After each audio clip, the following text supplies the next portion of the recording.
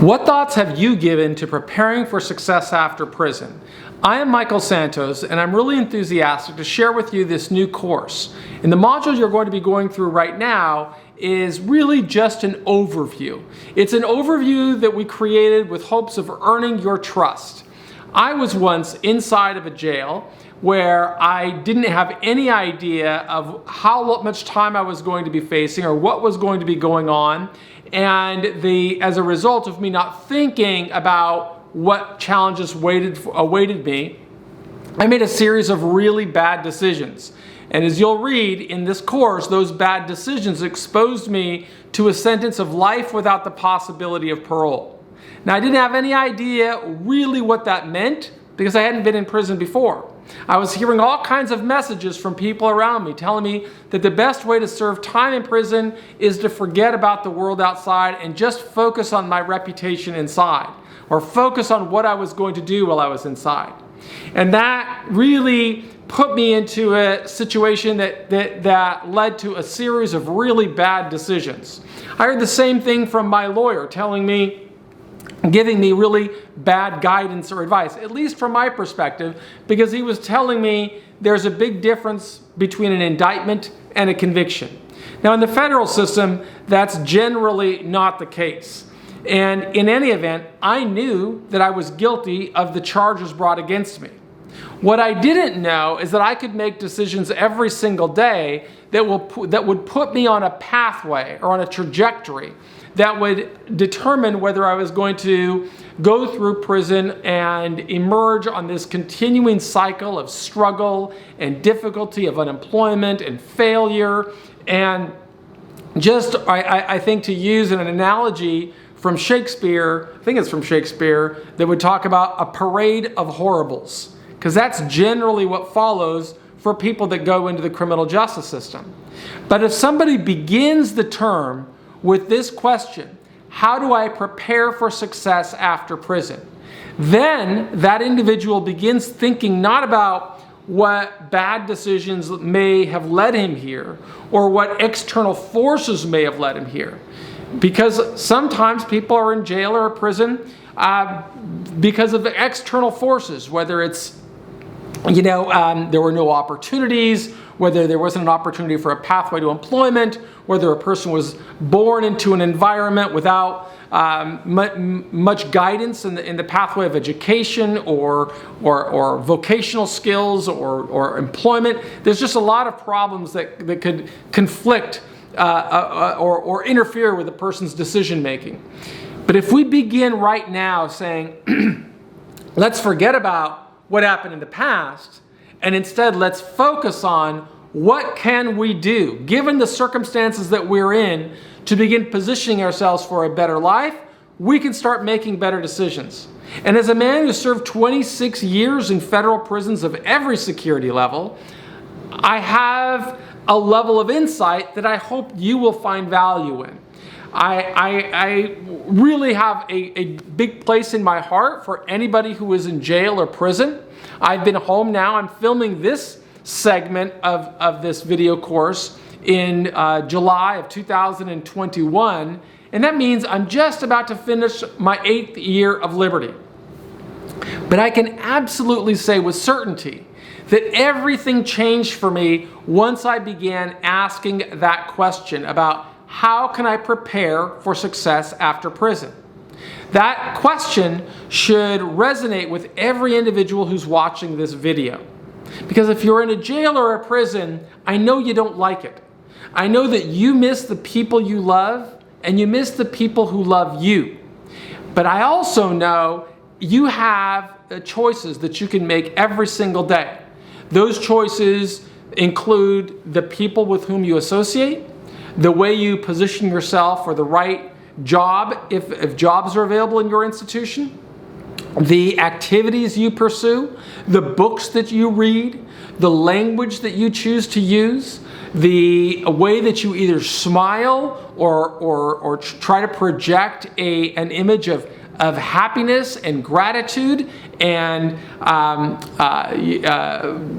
just generally a mindset of saying, I want to make people reach their highest potential, or whether you want to be the type of person that instills fear in other people. In prisons, I used to hear a lot that a person has to have respect. But respect in the prison environment differs in fundamental ways from what it means to have respect out here in society. I want you to be thinking about what steps you can take so that the people you meet in society look at you and say, I respect that man. I may not be able to identify with the decisions that put that person in prison, but I can really respect that the way the individual responded to that very difficult sanction. The more thought you give to these questions, the more you are going to empower yourself to find a strategy that will help you prepare for success after prison. When I started the journey, I didn't really know how to answer those questions. It was really reading people that have gone through struggle that helped to influence my own strategy. I remember being locked inside of a high security penitentiary, and I was reading a book by Malcolm X. Well, it was really written by Aldous Haley, but it's called The Autobiography of Malcolm X. And the reason that I could identify with that story was because Malcolm X was inside of a jail cell facing a lengthy sentence. Now, at that time, prison systems were different, sentencing systems were different, and he had an opportunity to get out of prison in what I would call a relatively short time, certainly short compared to the time that I served. But what he did while he was in that jail cell is transform the way that he thought. By changing the way that he thought, he could change the trajectory of his life.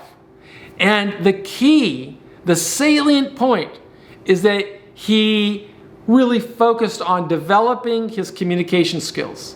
That is like a critical tool to prepare for success after prison. We've got to think about the words we use, the way we turn those words into sentences and paragraphs, the way we can express ourselves. The more thought we give to communication skills, the more we can kind of define how we are going to set our adjustment patterns in prison. And I remember when I was reading that book by Malcolm X, there's a passage there that describes him learning to develop his vocabulary just by reading the dictionary. And when the officers would turn off the lights in his cell, he would just scoot himself over by the door so he could capture the light that would shine through the window. And he would continue reading the dictionary. And he would never stop because it was so important for him to prepare for the life he wanted to lead. And we don't want anybody to be victimized by their past bad decisions or wherever they are. Maybe you've never gone to school before. Maybe you've never paid attention in school before. Maybe you don't have access to school right now. But if you have access to a dictionary, you can get inspired by somebody like the story that Malcolm X told. You can get inspired by somebody who was in that situation but developed skills through self-directed learning that empowered him to become one of the most influential orators of his generation. He debated presidents and heads of state and business leaders and leaders from every sector of society. Well, in order to do that, a person needs to really train his or her mind on how to use language effectively. So one of the key components in this course of preparing after success for prison is to develop a vocabulary. Now, in this overview lesson, you didn't see a lot of that, but in all of the lessons that follow, you will see words that are highlighted in bold, and you should make an effort to make sure you understand all of those words. If you do, you put yourself on a pathway to prepare for success. Each lesson also includes a series of open-ended questions. Challenge yourself. Write as much as you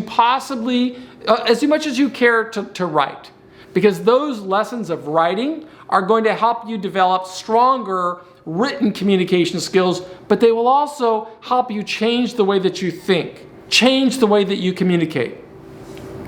The other important aspect of this course is you really want to develop strong critical thinking skills. You want to use this course as a vehicle to help you question what you've heard. I know you've heard that same cliche that says you've got nothing coming. I know you've heard these messages that, if you can't do the time, don't do the crime. All of that is what the mindset of other people. Your mindset is start with saying, I am going to succeed after prison. But if I'm going to succeed after prison, that means I need to use my time inside to prepare for that success. And so we want you to focus on developing your written communication skills and developing your verbal communication skills. We want you to focus on developing your strong critical thinking skills, and we want you to understand how to develop a self-directed work ethic. Don't do this course because you're going to get a certificate or a milestone credit. Use this course to help you sow the seeds for success after prison, and you will go a long ways toward restoring your confidence and your dignity and your sense of empowerment. Empowerment that generally matters. You don't need the kind of empowerment that allows you to turn the channel on the television set. What you need is the kind of empowerment that convinces you when you come home, you can create your own income stream, or you can position yourself for great and steady employment. I'm so happy that you're a participant in this program, and I look forward to sharing my entire story, but also teaching these lessons that we know you can use to prepare for success after prison. Now, each one of these modules has a little quiz. And so I am a big fan of helping you understand what's going to be in the quiz. So when you're working through the course, make sure that you pay attention to these questions. I'm just going to read them to you and tell you how I would have responded if I were still in there. Here's one of the questions from the quiz. Is a mastermind in one area a mastermind in all areas? And there's 4 answers, but I can just basically give you an analogy. A guy can be a really super talented athlete. I use that analogy of that fella who was a running back for the New England Patriots. I think his name is Aaron Hernandez. Certainly a mastermind of football and sports and athleticism. A genius when it comes to athleticism. But that didn't make him a mastermind of critical thinking skills. You can be successful in one area of your life, but it doesn't necessarily make you successful in all areas of your life. So the answer to that question would have been no. Another question from the quiz. Be aware of this because you'll see it in the lesson plan. What sentence sums up lessons the author learned from masterminds? Well, one is the best way to serve time is to forget about the world outside and focus on a reputation in prison. That's one option. 2, we define success by the amount of income we earn. 3, the lessons we learn in prison won't have any influence over the people we meet in society. None of those are the answer. Here's the answer. The decisions we make today have a direct influence on our prospects for success tomorrow. If you believe that, you're really on a pathway toward becoming more successful. And I want you to pay attention to how you can use your time today to position yourself for success tomorrow. Even if you have a life sentence, you can empower yourself by thinking about how are my decisions today influencing my ability to influence the decision makers I'm going to meet ahead. You don't know if there's going to be some type of parole initiative that can revisit your sentence. You don't know if a governor is going to be asking for applications for clemency. You don't know about that, but what you do know is what you can do today. And to the extent you think about that, you're going to empower yourself. Remember that on the quiz. Number 3, what type of criminal conviction led the author of the course to prison? Well, I told you that in the book, right? You've got access to my book, Earning Freedom, Conquering a 45-Year Sentence.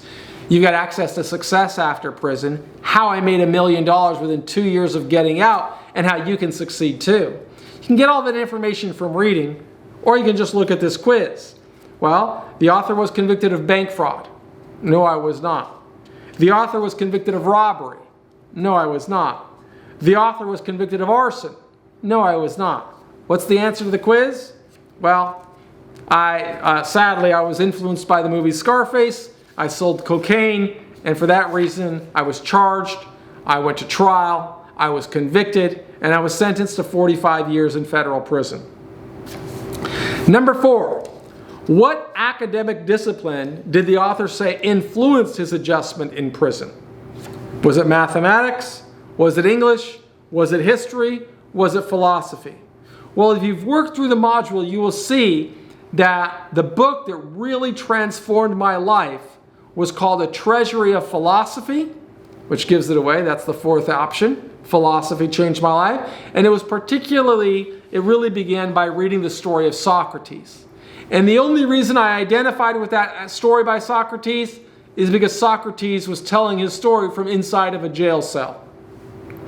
And in all honesty, it was really Plato who wrote the story, telling the story of Socrates. But you can get that in the course. Answer, philosophy is the academic discipline that changed my life.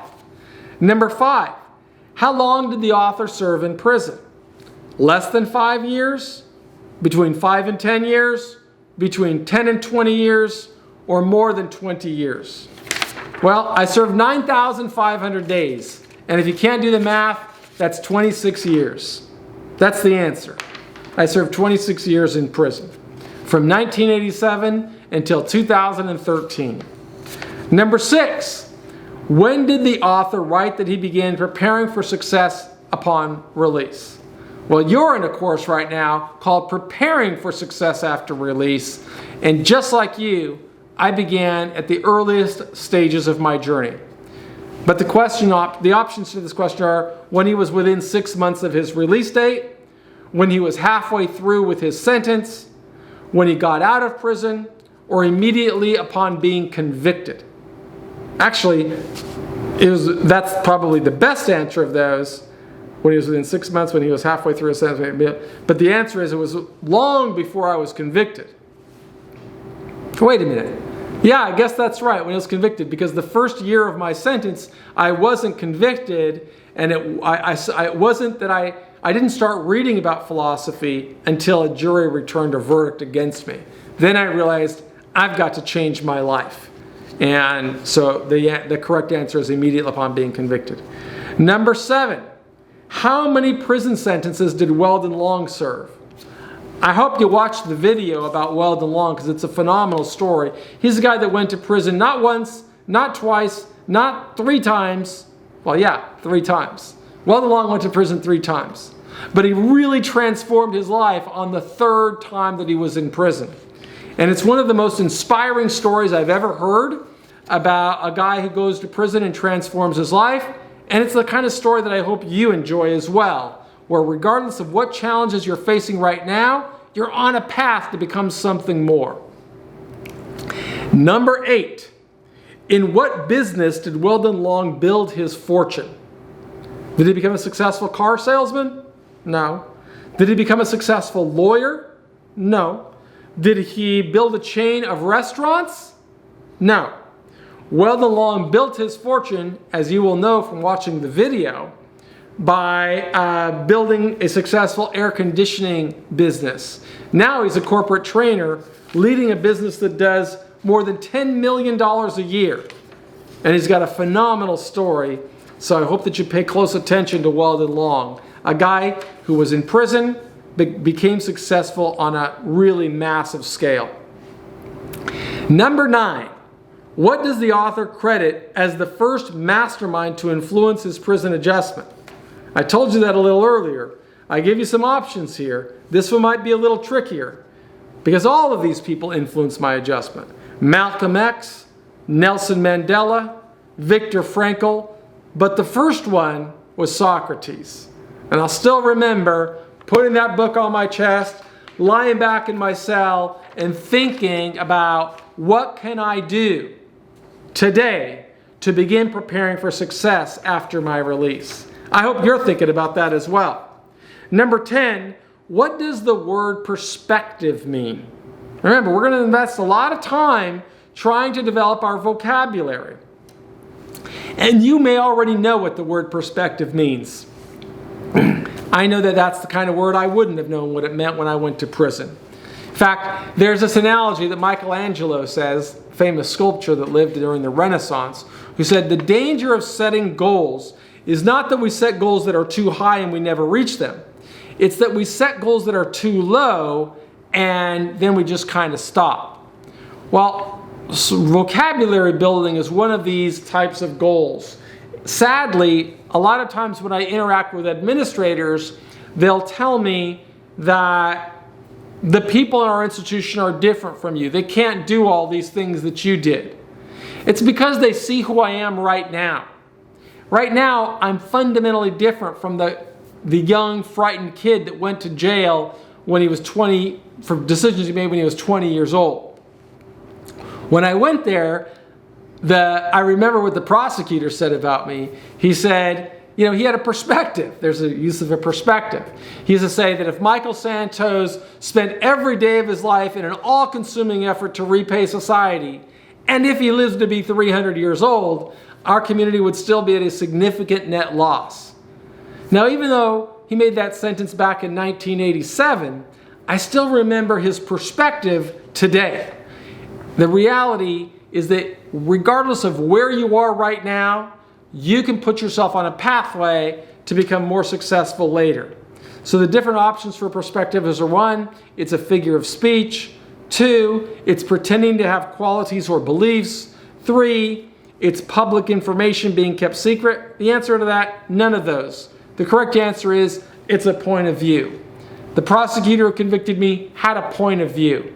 My job was to change that point of view. Not only his point of view, but the point of view of all the stakeholders and decision makers and people of influence that I would encounter in the future.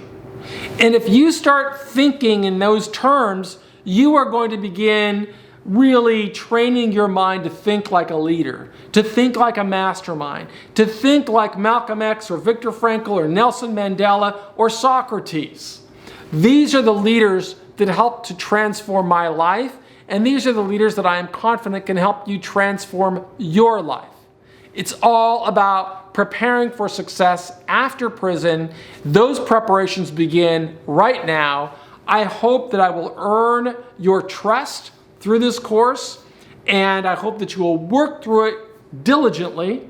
I hope that you will see I am not asking you to do anything that I didn't do and that I am not still doing today. I will always work to prepare for success. I've been out of prison for 8 years now, as I'm making this video, but my heart is still inside of there, and I'm still trying to connect with as many people as I can. It's impossible for me to respond to all the letters I receive, but I am building and I am working, and I hope to communicate with you through these kinds of videos. I am Michael Santos with Prison Professors, and on behalf of our entire team, I want to thank you for participating in our course, and I hope that you will continue preparing for success after prison.